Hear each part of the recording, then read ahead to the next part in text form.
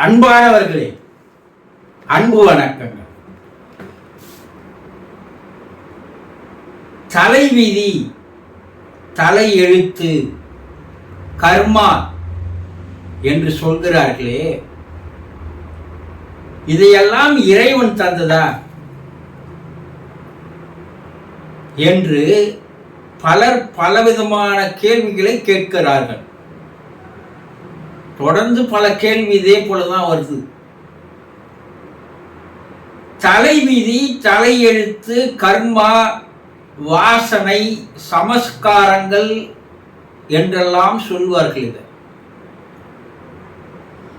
இத எல்லோருக்கும் புரியும் மாதிரி அருட்தந்தை வேதாத்திரி மகரிஷி அவர்கள் பதிவுகள்னு சொன்னார். எப்பா, உன் தலைவிதி, தலையெழுத்து, கர்மா, வாசனைகள், சமஸ்காரங்கள் இதெல்லாம் பல பேர். ஆனா அதற்கு ஒட்டுமொத்தமா பதிவுகள்னு பேர். பதிவுகள்னா ரெக்கார்ட்ஸ். உங்ககிட்ட ரெக்கார்டு இருக்கு. இந்த ரெக்கார்டை தான் நீங்க கர்மான்னு சொல்றீங்க, தலைவிதின்னு சொல்றீங்க, தலை எழுத்துன்னு சொல்றீங்க.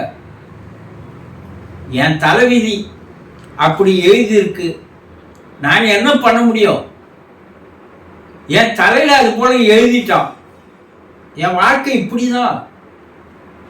இறைவன் பெரும் தப்பு பண்ணிட்டான், என்னை மட்டும் வஞ்சிக்கிறான். இப்படி ஒட்டுமொத்தமாக உங்களுடைய வாழ்க்கையினுடைய தரத்தை தூக்கி பழியை யார் பேரில் போட்டுடுறீங்க? இறைவன் பேரில் போட்டுடுறீங்க. இது ஒரு 10 நிமிடத்தில் புரிந்து கொள்ளுகின்ற விஷயம் அல்ல. இது ஒரு நீண்ட விளக்கங்கள் இருந்தாதான் உங்களால் அதை தெளிவா புரிஞ்சிக்க முடியும். அது நேரடியாக நீங்கள் வந்தீர்களேயானால் விளக்கமாக அதை சொல்லலாம். அப்போ உங்களுக்கு ஒரு தெளிவு வரும். ஏதோ பல கேள்விகள் கேட்டுறீங்க. ஒரு 10-15 நிமிடத்தில் உங்களுக்கு ஓரளவு புரிகிற அளவுக்கு தான் இதை விளக்க முடியும். பல சந்தேகங்கள் அதில் இருக்கும் உங்களுக்கு. எதையும் நேரடியாக ஒரு குருவிடம் போய் அமர்ந்து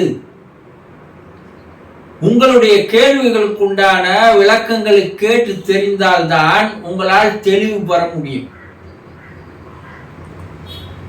இந்த கர்மாக்கள் சொல்றாங்க பாருங்க, பதிவுகள், இது இறைவன் தந்ததே கிடையாது. இறைவன் மேல வீணா பழிய போடாதீங்க. எதுனா ஒண்ணு உங்களுக்கு ஆகலைன்னா, முடியலன்னா, தெரிஞ்சுக்கலன்னா உடனே யார் பேர்ல பழிய போட்டுறது? இறைவன் பேர்ல. அவன் தான் உங்களுக்கெல்லாம் ஒரு இழிச்ச வாயனாக்குறான், ஏமாந்தவனாக்குறான். அதனால அவன் பேர்ல பழிய போட்டுறது. இந்த கர்மா விதி என்பது நீயாக தேடிக்கொண்டது, இறைவன் தந்தது அல்ல. இது பல்வேறு வகைகளில் ஒன்று சேர்க்கிறது. எப்படி? மிக எளிமையா சொல்றேன். ஒரே ஒரு ஒற்ற அணுவில் 1000 தகவல்கள் அடங்கி இருக்கிறது என்று இன்றைய விஞ்ஞானம் கண்டுபிடித்து தெளிவாக கூறுகிறது. ஒரு சின்ன அணுதான், ஒரு செல்லு தான். நம்ம உடம்பே பல கோடிக்கணக்கான செல்களால் ஆனது. இந்த கோடிக்கணக்கான செல்களால் ஆன உடம்பு ஆரம்பத்தில் ஒரு செல்லில் தான் உருவானது. ஒரு செல்லிலேயே கோடிக்கணக்கான தகவல்கள் அது தன்னுடைய வைத்திருக்கிறது. அண்ணா, கோடிக்கணக்கான செல்களாலான உடம்பு எவ்வளவு தகவல்களை வச்சிருக்கோம்? கொஞ்சம் யோசனை பண்ணி பாருங்க. நீங்க எப்படி உருவானீங்க? உங்க தந்தையினுடைய ஒரு செல், உங்கள் தாயினுடைய ஒரு செல், 2 செல்கள் உருவாகிதான் கரு உருவாக்குறது இல்லையா? இந்த 2 செல்லுல பல கோடிக்கணக்கான தகவல்கள் அதில் இருக்கின்றன. அது ஜீன்னு சொல்றாங்கல்ல. இந்த தகப்பனுடைய ஒரு செல்லில் அவருடைய குணநலன்கள், அவர் இதுவரைக்கும் சேர்த்து கொண்ட பதிவுகள், அவருடைய தாய் தகப்பனுடைய பதிவுகள், அவருடைய தாய் தகப்பனுடைய பாட்டம் பாட்டினுடைய பதிவுகள், இந்த பரம்பரையா வரக்கூடிய ஜீன்ல இருக்கக்கூடிய பதிவுகள் எல்லாம் உங்ககிட்ட வந்து சேர்ந்திருக்கு. உங்க தாயினுடைய ஒரு செல்ல அதே போல அவங்களுடைய பரம்பரையான பதிவுகள் எல்லாம் வந்து சேர்ந்திருக்கு. இப்போ தாய் தந்தனுடைய பதிவுகள் ஒன்று சேர்ந்துதான் நீங்க முதல்ல பிண்டமாக உருவாக்குறீர்கள், உடம்பாக உருவாக்குறீர்கள். இது ஒரு வகையில வரக்கூடிய கர்மா, வாசனை, தலைவிதி, தலை எழுத்து. சரி, வேறு ஒரு வகையில நீங்க போன பிறவில வாழ்ந்த போது சேர்த்து கொண்ட பதிவுகள். இந்த பதிவுகளை கோடிக்கணக்கான மில்லியன் கணக்கான தகவல்கள் அதில் இருக்கு. இந்த தகவல்களை எல்லாம் உங்களுடைய முற்கால பதிவுகள் சொல்றாங்க. இத சமஸ்கிருதத்துல சஞ்சித கர்மா என்று சொல்லுவார்கள். மூட்டையா தூக்கின்னு வந்துக்கிற.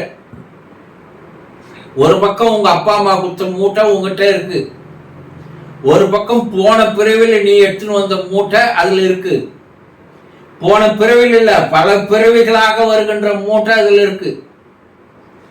இப்போ இன்னைக்கு என்ன வயசோ அது வரைக்கும் உங்க மனம் எப்போது செயல்பட்டது, 3 வயசுல இருந்து செயல்படுகிறது என்று விஞ்ஞானிகள் கூறுகிறார்கள். அதனுடைய பதிவுகளும் இருக்கு. இந்த பிண்டமா இருக்கிறதுல உயிர் ஆன்மான் வந்து ஒன்று சேர்ந்த பிற்பாடுதான் உங்களுக்கு அந்த பிண்டத்திற்கு உயிர் தருகிறது. இப்போ உங்க தாய் தகப்பனுடைய பதிவுகள், இப்போ பல பிறப்புகளில் சேர்த்து கொண்ட பதிவுகள், இவை இரண்டும் சேர்ந்த பதிவுகள், ரெக்கார்ட்ஸ் தான் ஒட்டுமொத்த ஃபைலா உங்ககிட்ட இருக்கு. இந்த கணக்கின் படிதான் இப்போதைய வாழ்க்கை நீங்கள் வாழ்ந்து வருகிறீர்கள். இதுல எங்க இறைவன் வந்தா சொல்லுங்க. அப்ப இறைவன் படைக்கும் போது எல்லோரையும் தூய்மையானவனாக தான் படிச்சான், பரிசுத்தமான ஆன்மாவை தான் படைச்சான். ஆனா அவரு பரமபத விளையாட்ட விளையாடுறான். ஏன்னா அவ்வளவு சீக்கிரத்தில் நீ அவனை புரிஞ்சிக்க கூடாது. புரிஞ்சிக்கணும்னா அதுக்கு மதிப்பே இல்லாத போயிடும். இறைவனுடைய ஆற்றல், மகத்துவம், மகிமை அதெல்லாம் மாபெரும் வல்லமை கொண்டது. அதை எளிமையா புரிஞ்சிக்க முடியாது.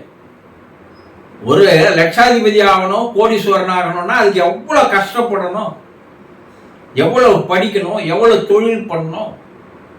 இதுக்கே இவ்வளவுன்னா அவனை புரிந்து கொள்வதற்கு என்பது எவ்வளவு நீங்கள் ஆழ்ந்து யோசிக்கணும், சிந்திக்கணும் இல்லையா? அப்போ அவளை எளிமையாக நீங்கள் புரிந்து கொள்ளக்கூடாது என்பதற்காக அவன் என்ன பண்றான்னா மனம் என்ற ஒன்றை உங்களுக்கு தரான். இந்த மனம் என்பது என்ன பண்ணுதுன்னா, இதுதான் உங்களுக்கு அந்த கர்மாக்களை, வாசனைகளை, விதியை, எழுத்தை கொண்டு வந்து உங்ககிட்ட சேர்க்குது. இது கீழே பழுங்கு போல தண்ணி இருக்குது ஒரு குளத்துல. ஆனா அதுக்கு மேல பாசிகள் அடர்ந்து அடர்ந்து அடர்ந்து அடர்ந்து நல்ல ஒரு அரை அடிக்கு பாசியானது படிந்து விடுகிறது. இந்த பாசி படிந்திருப்பார், அதுதான் நீங்க உங்க அப்பா அம்மா கொடுத்த பதிவுகள், கணக்குகள், ரெக்கார்ட்ஸ், உங்களுடைய முற்பிறவியுடைய பதிவுகள், கர்மாக்கள். இவை இரண்டும் சேர்ந்து இந்த பாசியாக மாறிவிடுகிறது. இந்த பாசியை நீங்க களையத்துக்கு உண்டான வேலையை செய்ய மாட்டேன்றீங்க, அதை கிளீன் பண்ண மாட்டேன்றீங்க. ஆனா மனம் கொடுத்த இறைவன் அறிவியம் கொடுத்தான். ஏன்னா இந்த பாசியை நீக்குவதற்கு அந்த அறிவு வேலை செய்யணும், இந்த மனதை நீக்குவதற்கு அந்த அறிவு வேலை செய்யணும். ஆனா நீங்க என்ன பண்றீங்கன்னா அந்த அறிவை, அந்த மனதை நீக்குவதற்கு உண்டான வேலையை நீங்க செய்யறதே இல்லை. இந்த பாசியை மேல மேல மேல மேல சேர்த்துன்னு போறீங்களே தவிர இதை புரிந்து கொள்ளாததால் என் தலைவிதிங்க, என் தலையெழுத்துங்க, என் கர்மாக்க, நான் இப்படிதான் இந்த பிறவில அனுபவிச்சு ஆகணும், நான் கஷ்டப்பட்டே ஆகணும், நான் துன்பத்திலேயே இருக்கணும், நான் வறுமையிலேயே இருக்கணும், நான் ஏழையாவே இருக்கணும். இது எல்லாம் யார் பேர்ல பழிய போடுறீங்க? பாசிகளை நீங்கள் சேர்த்து கொண்டீங்க. ஆனா இந்த அழுக்குக்கு கீழே இறைவன் இருக்கிறான். அதை நீங்க புரிஞ்சுக்கிறதுக்கு இந்த அறிவை தெளிவாக்கி கொண்டால், ஒரு விழிப்புணர்வு ஏற்பட்டால், இந்த பாசிகள் பிரிந்து போகுமேயானால், அழிந்து போகுமேயானால், உள்ளே இருக்கின்ற அந்த ஆண்டவனோடு நீங்கள் பரிசுத்தமான ஒரு மனிதராக மாறுகிறீர்கள். கர்மா இல்லாத, வாசனை இல்லாத ஒரு மனிதனாக மாறுகிறீர்கள். அப்போ நீங்க என்ன பண்றீங்கன்னா, அந்த ஆண்டவனை புரிந்து கொள்கிறீர்கள், ஆண்டவனோடு கலந்து விடுகிறீர்கள். அப்ப நீங்க பிறக்கும் போதே உங்களுடைய கர்மா, தலைவிதி, தலையெழுத்து என்பது ஏற்கனவே இருக்கிறது. பத்தாத்துக்கும் உங்க அப்பா அம்மா வேற கூப்பிடுறாங்க. எங்க அப்பன் செய்த வேலை நான் பிறந்தேன் சொல்றீங்கல்ல, ஆனா உங்க அப்பனுடைய பணம் சொத்து எல்லாம் ஓணுன்றீங்க. உங்க அப்பன் செய்ததுன பாவம் மட்டும் வானான்னா எப்படி அர்த்தம்? புறத்தில் இருப்பதையெல்லாம் ஓணுன்றீங்க. அப்ப அகத்தில் இருப்பதும் உங்களுக்கு தானே சொந்தம். அப்பன் சொத்து பிள்ளைக்கு சொந்தம்ன்றாங்க இல்லையா? இன்னும் சொல்லப்போனா பாட்டன் சொத்து பேரனுக்கு சொந்தம்ன்றாங்கல்ல. பாட்டனுடைய சொத்து இல்லை, பாட்டன் தன்னுடைய வாழ்நாளில் சேர்த்து கொண்ட கர்மாக்கள், வாசனைகள், நல்லது கெட்டது இதெல்லாம் பேரனுக்கும் சொந்தம். அப்பனுடைய பாவங்கள், பதிவுகள், கர்மாக்கள் பிள்ளைக்கும் சொந்தம். ஒன்று ஜெனரேஷன் வழியாக வருவது, பரம்பரையாக வருவது. ஒன்று நீங்கள் பல பிறவிகளாக சேர்த்து கொண்டிருப்பது. ஆனா ஒரு பிறவில கூட இந்த அழுக்குகளை நீக்கிக் கொள்வதற்கு என்ன வழி ஏதுன்னு தெரியாதனால்தான், இந்த அறிவு விழிப்புணர்வு இல்லாதையே இருக்கிறதுனால்தான் நீங்க என்ன பண்றீங்க, இந்த மனத்திற்கு கட்டுப்பட்டு மனம் சொல்வதையெல்லாம் கேட்டு அழுக்குகளை மேல மேல மேல கொண்டு போகிறீர்கள். ஆண்டவனை அறிந்து கொள்வதே இல்லை.